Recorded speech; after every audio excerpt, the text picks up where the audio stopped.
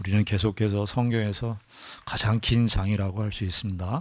이 시편 119편에 있는 말씀을 같이 생각을 하고 있습니다. 176절, 오늘도 105절, 제 설교하면서 100절이 넘게 이렇게 얘기한 적이 처음이에요. 120절, 176절. 우리가 오늘 이 105절 말씀 처음이 참 잘 아는 말씀이죠. 주의 말씀은 내 발의 등이요 내 길의 빛입니다. 근데 이게 105절이라는 걸 이번에 하면서 알았어요. 105절이구나. 이게 참 시편의 유명한 구절 아닙니까? 내 발의 등이요 내 길의 빛이니이다. 이 표현이 105절이에요.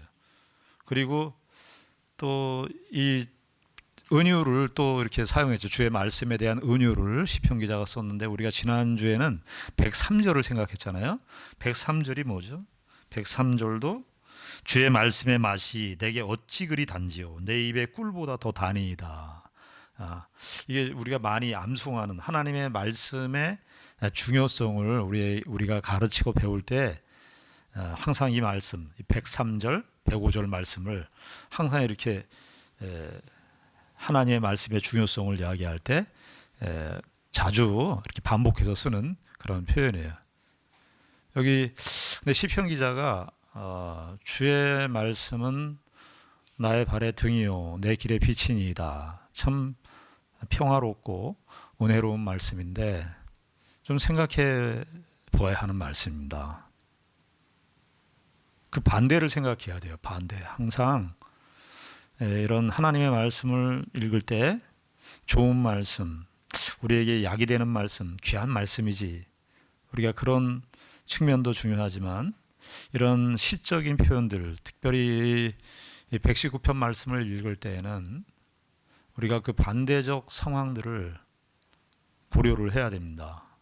우리가 지난주에는 103절 말씀, 주의 말씀이 우리에게 달다 이렇게 됐는데, 원래는 인류는 하나님의 말씀을 달가워하지 않았어요.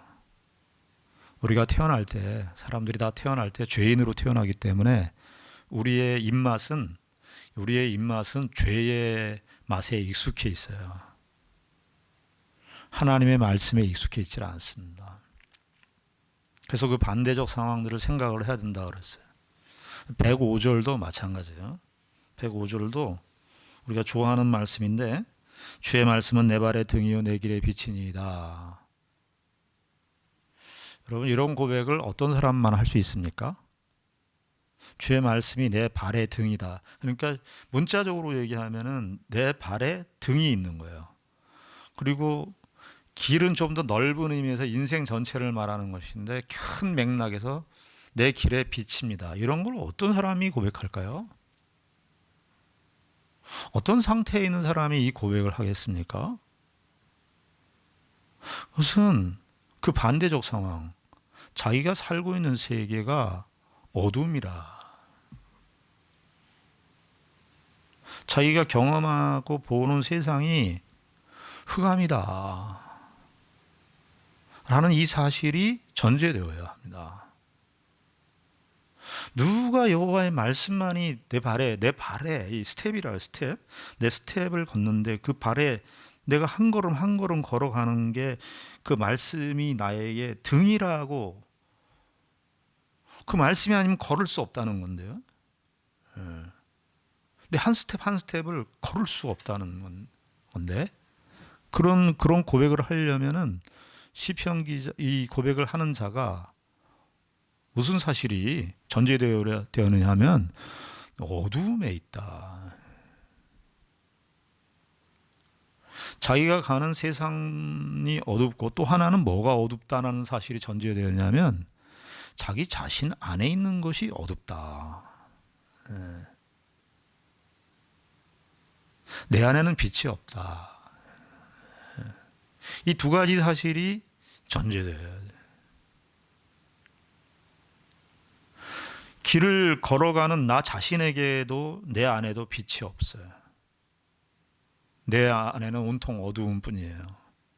내가 생각하는 거, 내가 살아오면서 겪어오면서 가졌던 어떤 의식들, 생각들, 그런 것들이 나의 인생의 빛이 아님을 절절하게 인식해야 돼요. 이 시편 기자가 그의 인생을 하나님의 말씀이 있고 그의 인생이 있는데 그의 하나님 말씀 앞에서 자신의 인생길을 걸어가는 그 한 순례자의 모습으로 시편 기자가 이야기를 하고 있는데요. 자기 자신에게는 빛을 요만큼도 발견할 수 없다는 거예요. 그런 사람들이 그런 어둠이라고 하는 흑암에 있다는 사실이 아주 깊이 전제되어야 주의 말씀이 내 발의 등이다. 이 고백이 가능한 거예요. 나는 내가 가지고 있는 것으로는 길을 걸을 수 없다. 이 사실이 필연적으로 전제되어야 되는 겁니다. 우리가 시편 이 119편을 읽으면서 이 하나님의 말씀을 찬양하는 노래인데 시편인데 우리 시편 기자의 겸손을 본다 그랬어요. 그 겸손이라고 하는 것은 이런 차원이 아니라 그랬죠. 내가 양보하고 뭐 사람들 자리 양보하고 이런 겸손이 아니고 자기 안에 의의가 없다. 자기 안에 빛이 없다. 어두움에 있다. 그런 자들만이 하나님의 말씀의 빛됨을 인식하는 것이지 내가 그래도 내 인생 살 수 있지. 요즘엔 사람들이 얼마나 지식이 이렇게 강조되는 지식이 난무하는 그런 시대를 살고 있습니까? 사람들이 이것이 빛이고 이것이 다 정당하고 이러한 사실들이 훨씬 더 우리에게 더 우리를 계몽해주고 깨우쳐주는 세계라고 얼마나 가르쳐줍니까? 그러나 그것이 정말 참된 빛인가?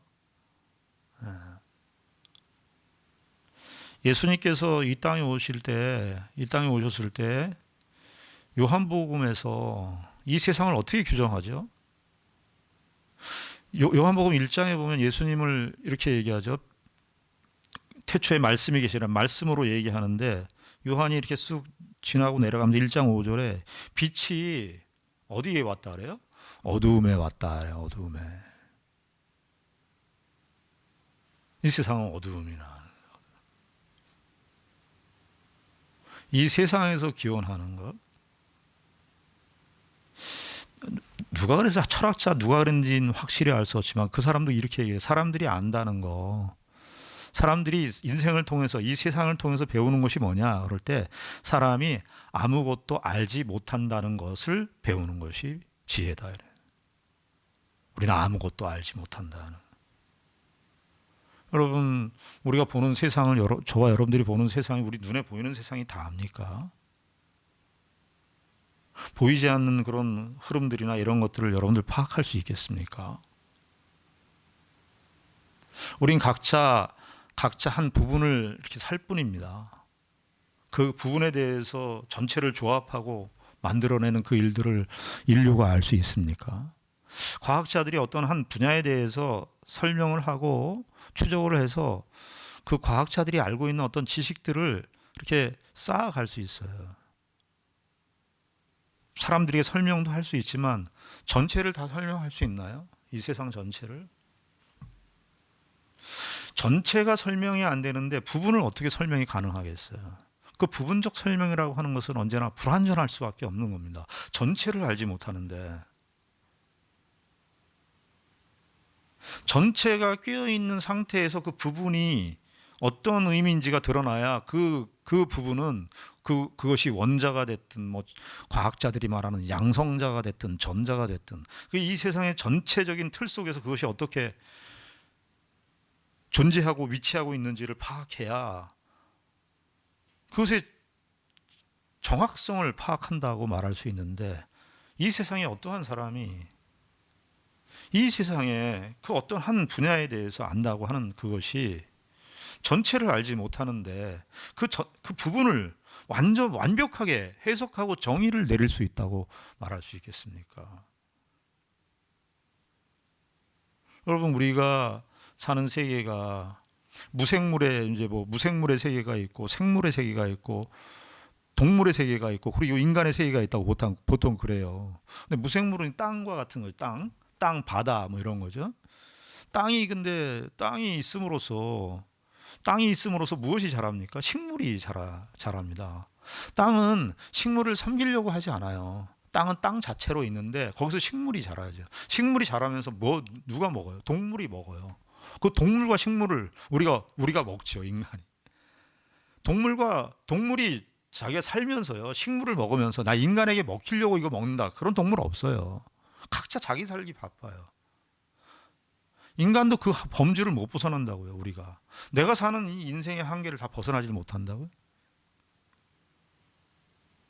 이 세상은 어둠이라고 하는 것이, 지식적인 세계에서도 결국은 이 어둠의 한계를, 흑암의 한계를 벗어날 수 없는 것이 인간 세계예요.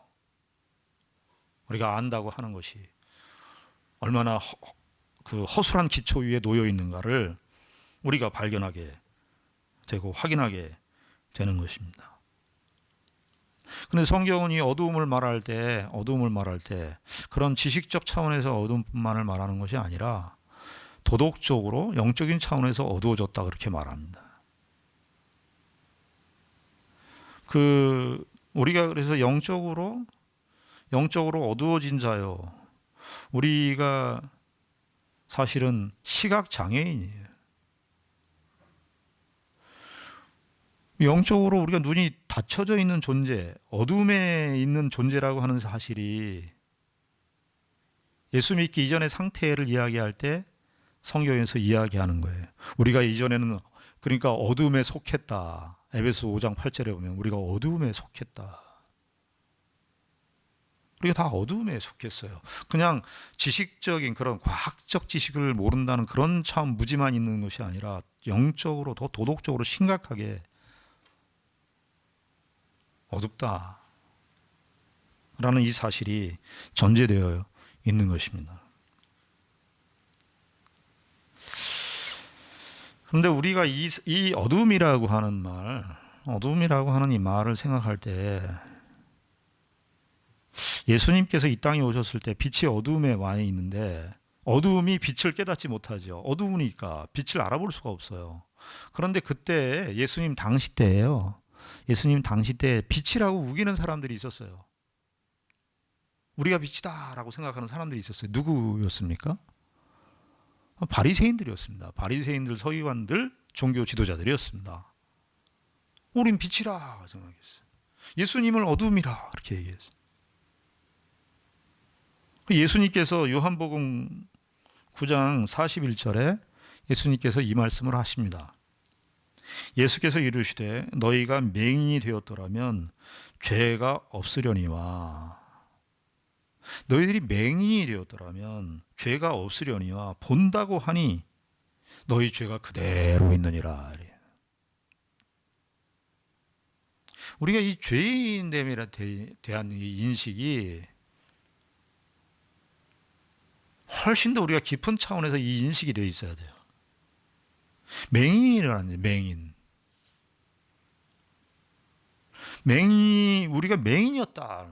근데 맹인이 되었는데 너희가 맹인이 되었더라면 죄가 없으려니와 본다고 하니까 너희 죄가 그대로 있다. 우리는 다 본다 이렇게. 오늘 시편 기자의 이런 말씀 105절에 있는 이 말씀, 주의 말씀은 내 발의 등이요 내 길의 빛이니이다. 이 말씀의 의미가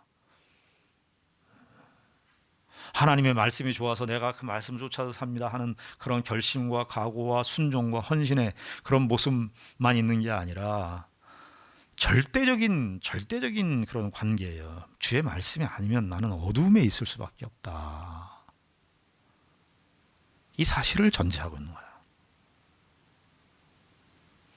그러면서 이 106절에 뭐라고 되어 있습니까? 주의 의로운 규례들을 지키기로 맹세하고 굳게 정하였나이다.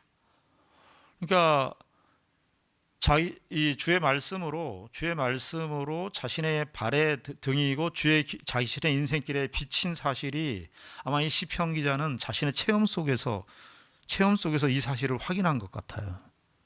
구체적으로 어떤 사건인지 알 수 없지만은 이 하나님의 말씀을 따랐더니, 이 하나님의 말씀의 빛을 따랐더니 참 이 세상에 많은 어두움이 있고 많은 조언들이 있고 뭐 이렇게 살아라 저렇게 살아라 하는 그런 많은 내용들이 있지만 그 하나님의 말씀만이 자신의 인생길을 비치는 유일한 비침을 알고 그 말씀을 따라서 살았더니 그 말씀으로 말미암아 산 내용들이 있는 거예요. 그러니까 106절에 뭐라 그러냐면 그런 체험들이 있으니까 주의 의로운 규례들을 지키기로 맹세하고 굳게 정하였습니다. 세상에 많은 사람들이 시편 1편에 보면은 악인들의 꾀를, 복 있는 사람은 거기 나오죠. 시편 1편에 복 있는 사람은 악인들의 꾀를 쫓지 아니하고 죄인들의 길에 서지 아니하며 오만한 자의 자리에 앉지 아니하고 그래요. 시편 1편은 우리에게 사실은 하나님의 말씀을 쫓아서 사는, 하나님의 말씀을 따라 사는 백성의 그 복을 말하는데, 사실은 또 1절에서 무엇을 말하냐 하면 우리가 원래 어떠한 존재인가라는 걸 말하는 거예요. 우리가 원래는 어디에 더 기울어져 있냐? 악에 더 기울어져 있다. 죄인의 길, 악인의 꾀라고 하는 것은 생각이고, 길이라고 하는 것은 사람들이 꾀라고 하는 것에 실제적인 나타나는 것이 길이고, 자리라고 하는 것은 목표 아닙니까? 근데 이거 다 복수로 돼 있다고요? 우리가 거기에 더 훨씬 익숙해 있어요. 시편 이 119편 이 기자는 하나님의 말씀을 그런 악인들, 죄인들의 길, 악인들의 꾀, 오만한 자들의 자리에 앉지, 그걸 목표로 하지 않고 살았다는 거예요.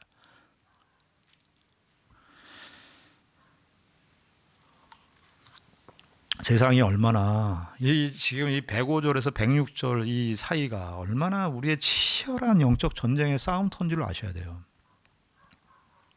신앙생활이 그저 넉넉고 가만히 있으면 되는 것이 아니라 우리가 살아가는 이 세상에 얼마나 많은 것들이 우리의 이 하나님의 말씀의 길이요, 하나님의 말씀이 우리의 발의 등이요, 길이 우리의 인생길의 비침을 가로막는 장애물들이 너무 많은 거예요. 치열한 영적 전투가 거기 있는 거예요. 아니, 미나리라는 영화를 보셨습니까? 미나리라는 영화. 거기에 보니까 여러 가지 참 생각해야 될 점들이 많이 있어요. 그런데 거기에 보니까 그 이제 주인공이 스티븐 연이라고 하는 사람이 이제 그 역할을 맡았는데, 아버지가 그 미국 초창기 첫 번째 아메리칸 드림에 이제 갔던 사람들의 이야기예요. 모두 다 참 공감하는 이야기. 우리가 한국 사람들이 여기 살면서도 전 미나리가 그냥 한국을 대표한다고 생각해요. 미나리가 아무 데서나 잘 살거든요. 우리 한국 사람들이 아무 데서나 다 잘 사는 거죠. 한국 사람들이 자생력이 강하거든요. 미나리가 한국 사람을 대표한다 이 생각이 드는데, 거기에 이제 뭐 여러 가지들이 있지만 그 이제 아버지가 그 LA인가요? 샌프란시스코에 있다가 거기서 뭐 돈을 좀 벌어가지고 모아가지고 막 어떻게 해서 농장을 건축하겠다고 아칸소주에 와갖고, 아칸소라고 하는 그 주에 와서 큰 농장을 사서 이제 재배를 해갖고 농사를 해서 돈을 벌겠다는 거예요. 그래서 이제 한국인 마트가 많으니까 여러분들이 나중에 그 영화는 보시고. 근데 아버지가 하는 일이 뭐였냐면 병아리 감별사였습니다. 병아리 감별사. 우리 예전에 제 아는 분들 중에 참 우리나라에서 유수한 서울대를 나오시고 그러셨는데, 그 먼 친척인데 거기 미국을 가시더라고요. 그래서 좀 미국 가서 좋은 직업을 갖고 있었나 봤더니 거기서 세탁소 하시고 그러시더라고요. 한국에서 뭐 아무 그런 백그라운드면 차라리 한국에서 사시지 하는 그런 느낌이 있을 정도로 그 미국에 가서 그렇게 사시더라고요. 저는 그 영화 보면서 역이민도 많았거든요. 우리는 성공한 이민들만 봐갖고 성공한 이민자들의 세계만 보는데 역이민이 훨씬 더 많았어요. 실패해갖고 갔다가 그냥 온 사람들도 많아요. 그 갔다가 온 사람들의 이야기를 좀 누가 영화로 만들었으면 좋겠어요. 근데 거기 이제 아버지가 병아리 감별사였다고요. 그래서 거기서 병아리 감별을 하는데 데이빗이라고 하는 아들하고 이야기하는 대목이 나와요. 그 이야기하는 대목 중에 뭐가 있냐면 이 감별사 한국 사람들이 얼마나 빠른지 그 한예리 씨하고 스티븐 연 그 부부가 감별을 하는데요. 정말 빠른 거예요. 암수 감별을 하는데 전문가예요. 다른 사람이 한 마리 할 때 한 10마리 정도로 하는 거예요. 그러니까 대단히 그 노하우를 갖고 있는 사람이에요. 그런데 이제 잠깐 쉬는 시간에 아들하고 그 아버지하고 얘기하는 대목이 나와요. 근데 그 옆에 굴뚝이 있는 거예요. 그 뭐냐 저게? 그랬더니 저거 이제 수컷들은 쓸모가 없기 때문에 수컷들은 다 감별해서 태워서 버린다는 거예요. 아, 그래서 제가 약간 캥겼어요. 남자들이 다 태워서 버리는구나. 잠깐 캥기더라고요. 근데 그때 그 표현이 생각이 나는 거예요. 야, 그러면서 그 아버지가 그래요. 아들한테. 야, 저렇게 쓸모 없으면 저렇게 다 바깥에 버려. 너 앞으로 살 때 쓸모 있어야 돼. 쓸모 없으면은 저렇게 병아리처럼 숫난 병아리처럼 아무 의미 없이 산다. 근데 참 그 아버지도 설득력이 없어. 왜냐하면 아버지도 이렇게 성공한 인생이라고 볼 수 없는데 어떤 반성적인 고백이라고 할 수 있을까요? 아, 참 우리가 인생에 너무 이렇게 치열한 이 생존의 현실 속에 사니까 그런 언어들. 쓸모 있는 인생을 살아야 된다. 쓸모 없으면 버려지는 인생이다. 정말 그 미국에 가서 버려지지 않은 인생이 되려고 생존의 치열한 현실 속에서. 그래서 생존의 그 정글 같은 생존의 논리에서 나오는 생존의 현실에서 나오는 그런 논리들이 하나님의 말씀이 우리 발의 등이냐 빛이냐 이런 말씀들이 다 무의미하게 만들 정도로 성공, 행복, 명예 이런 것들이 우리에게 무슨 말씀이 무슨 빛이야. 하나님의 말씀이 뭐가 빛이고 말씀이 무슨 등이야.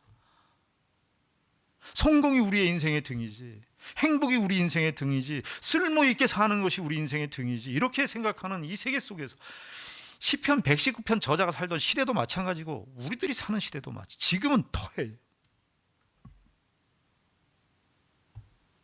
우리의 들어오는 현실이에요.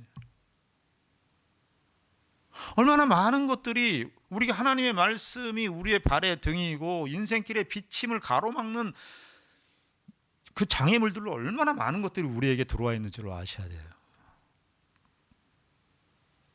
이 시편 기자가 105절, 106절 이렇게 넘어오는 이 과정 속에 그 치열한 영적 전투의 그 상황들이 느껴지는 거죠. 그래서 여기 107절에 보면은 이렇게 되잖아요. 나의 고난이 매우 심하오니 여호와여 주의 말씀대로 나를 살아나게 하소서. 고난이 너무 왜 고난이 심해요? 여호와의 말씀을 따라서 살려고 하는데 세상이 그렇지 않거든요. 아까도 말씀드렸듯이 그런 장애물들이 너무 많거든요. 나는 주의 말씀을 굳게 지키고 주의 말씀에 비치고 그 말씀의 등을 따라 그 말씀이 인생길의 등이 비친 것을 알고 그것을 따르고 싶은데 세상이 그렇지 않아요. 이 표현이 강조되고 있어요. 107절에 나의 고난이 매우 심하다는 거예요. 예수 믿는 신자들이 그래서요, 야, 난 세상 너무 아무렇지도 않고 너무 편해? 단조로워? 그거는 다른 말로 얘기하면은 하나님의 말씀대로 안 산다는 거예요. 하나님의 말씀대로 내가 살아가지 않는 살아가는 그 영적인 현실들을 목도하지 않고 있는 거예요. 너무 내가 주어지는 그 현실이 편한 거예요. 여기 시편 기자는 107절에 나의 고난이 매우 심하다 그러죠. 여호와여 주의 말씀대로 나를 살아나게 하소서. 이게 얼마나 치열한 거예요. 나를 살아나게.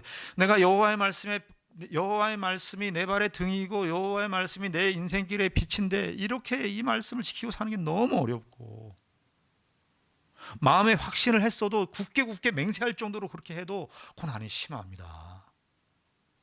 나의 영혼이 너무 핍절하니까 하나님 나를 좀 살려주십시오. 그런데 여기 중요한 게 뭐냐면 주의 말씀대로 나를 살아나게 하소서예요. 주의 말씀대로. 그러니까 이게 주의 말씀이 여기에서는요 살아나게 한다는 것이 주의 말씀이 생명력인 거예요. 결국 신자가 이 세상의 고난과 이 세상의 어떤 현실들 속에서 살아나는 유일한 길은 말씀밖에 없는 거예요. 정말 치열한 신자의 고뇌를 우리가 읽을 수가 있어요. 나의 고난이 매우 심한데 그 고난이 나의 말씀대로 살아나게 하소서. 이 나를 살아나게 하소서라는 표현이 시편의 119편에 몇 번 나와요. 나를 살려주시옵소서. 그 표현들은 정말 하나님의 백성들의 정말 이런 거 뭐라고 그래야 되나? 아름답다고 그래야 되나? 장엄하다 그래야 되나? 정말 신자다운 고백이에요. 나를 좀 살려주십시오. 신앙인의 실존의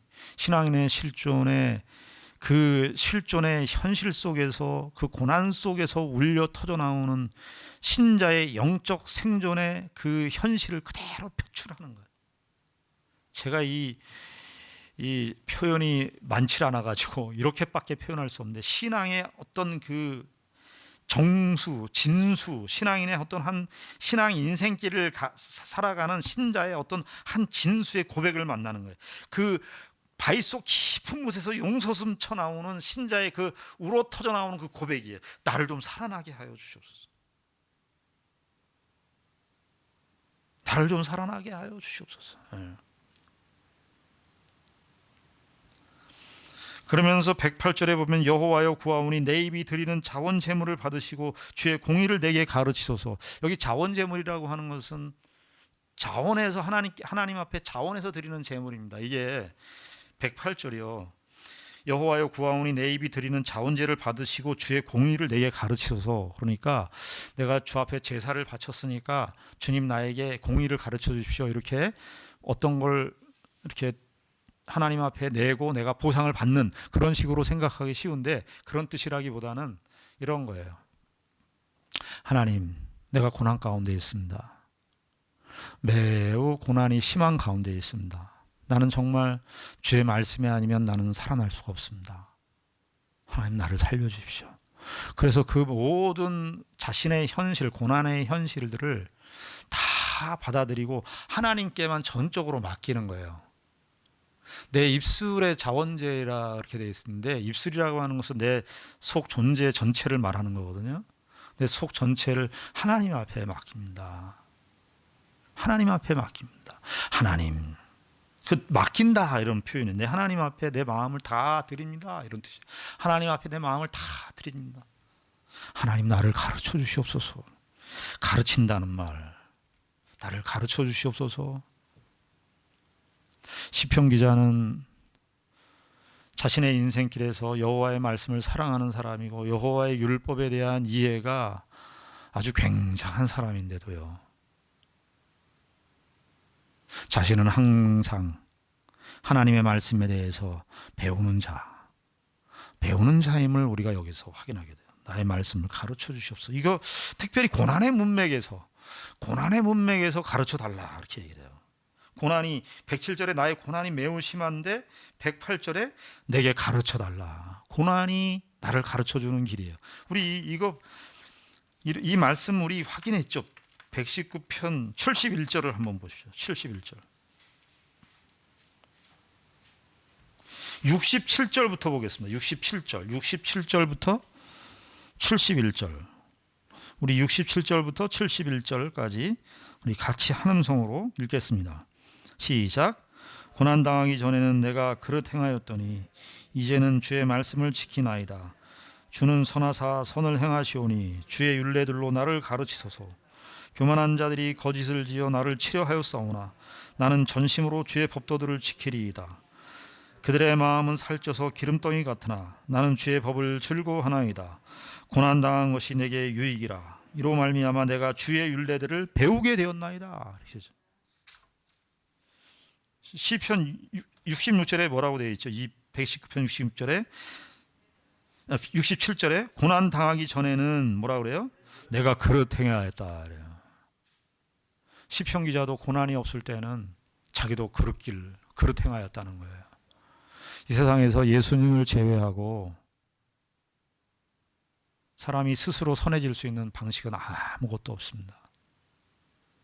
하나님께서 우리의 인생길에 고난을 두셔서 하나님의 말씀을 배우게 드디어 해요. 그 말씀을 드디어 배우게 돼요. 말씀이 드디어 귀를 열어요. 고난이 없으면 우리는 다 어떻게 됩니까? 시편 기자, 이 경건한 119편을 기록한 그 기자도 뭐라 그래요? 고난이 없었을 땐 나도 그릇 행했대요. 우리는요, 꽃들이 다 어디를 향하고 있습니까? 해를 향하고 있어요. 해를 향하고. 해바라기가 해를 향하고 있어요. 우리는요, 어디를 향해서 있냐면 죄를 향해 있어요. 항상. 근본적으로 죄를 향해서, 악을 향해서 이렇게 가게 돼 있어요. 나침판을 켜보면 나침판이 항상 북극을 향해서 가 있듯이, 그 자석이 이름 모를, 우리가 알지 못하는, 우리가 알 수 없는 자력에 의해서 북쪽을, N극을 향해서 자꾸 이렇게 서 있듯이 우리는 자꾸 죄로 향하고 악으로 향하는 그 본성이 우리에게 있어요. 여기 112절도 보면 그 얘기가 나와요. 112절에 보면 내가 주의 율례들을 영원히 행하려고 내 마음을 기울였나이다. 내 마음을 기울였나이다. 이건요, 의도적으로 그렇게 했다는 거예요. 자연적으로 기울어진 게 아니에요. 주의 말씀을 따라서 내가 주의 말씀에 기울어졌다는 거예요. 그 반대의 경우 36절을 한번 보겠습니다. 36절. 119편 36절 같이 한 음성으로 읽겠습니다. 36절 시작. 내 마음을 주의 증거들에게 향하게 하시고 탐욕으로 향하지 말게 하소서. 이거 얘기하죠. 시편 기자가 자기도 가만히 보니까 탐욕으로 향해, 같은 단어를 썼어요. 이 112절에 나오는 시편 기자가 주의 말씀이 내 발의 등이요 내 길의 빛이니이다, 이것이 자신이 살아가는 그 현실들, 이 세상의 현실 속에서 맞이하는 시험이고 유혹이고, 그런 가운데서 하나님의 말씀의 빛을 따라서 살게 해달라는 그런 간청이고 소원이기도 하면서, 동시에 그 유혹이 어디에도 있다는 거예요? 자신의 마음속에도 있다는 거예요. 자신의 마음속에 그 악으로 향하는, 탐욕으로 향하는 본성이 우리에게 있다는 거예요. 자기 자신에게. 시편 기자가 이렇게 말할 정도로 우리는 더 이상 무엇을 말하겠습니까? 우리도 우리 안에 이 악이 있어요. 하나님께서 우리에게 정말 은혜를 베풀어 주셔서 주의 말씀과 주의 은혜와 주의 복주심을 따라서 살지 않으면, 여러분, 우리가 하나님의 말씀을 따라서 살지 않으면 다 헛된 것이에요. 여러분, 이 세상에서 성공하는 거, 사람들이 성공하는 거 다 좋아하지만, 성공으로 말하는 시대가 되었지만, 돈으로 말하고 성공으로 말하는 그런 시대가 되었지만, 하나님 없는 성공은 다 아무 의미가 없습니다. 여러분, 세상이 다 누구의 세상이에요? 이 세상이 하나님이 만드신 세상이에요. 하나님의 숨결과 하나님의 인도하심과 하나님이 존재하시지 않는 공간이 없습니다. 조직신학적으로 얘기하면 편재에 계시는 곳입니다. 하나님의 나라입니다. 하나님의 땅, 하나님의 곳이에요. 근데 하나님의 뜻인 나라에서 우리가 나의 성공만을 꿈꿔, 내가 성공하고 내가 내 마음대로 원하는 것이 다 이루어지고, 그러면 그 하나님과 무슨 상관이 있냐 그 말이에요.